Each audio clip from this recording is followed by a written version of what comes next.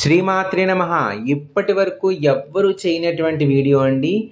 ఏకాదశి రుద్రుల యాత్ర. ఈ ఏకాదశి రుద్రుల్ని దర్శిస్తే రుద్రాభిషేకం చేసినంత పుణ్యం వస్తుంది. మొదటిగా వ్యాఘ్రేశ్వరం విశ్వేశ్వరాయ, పెదపూడి మహాదేవాయ, ఇరుసమండ త్ర్యంబకాయ, వక్కలంక త్రిపురాంతకాయ, నేదునూరు త్రికాగ్నికాలాయ, ముక్కామల కాలాగ్నిరుద్రాయ, మసలపల్లి నీలకంఠాయ, పాలగుమ్మి మృత్యుంజయాయ, గంగలకుర్రు అగ్రహారం సర్వేశ్వరాయ, గంగలకుర్రు సదాశివాయ, పుల్లేటికుర్రు శ్రీమన్మహాదేవాయ.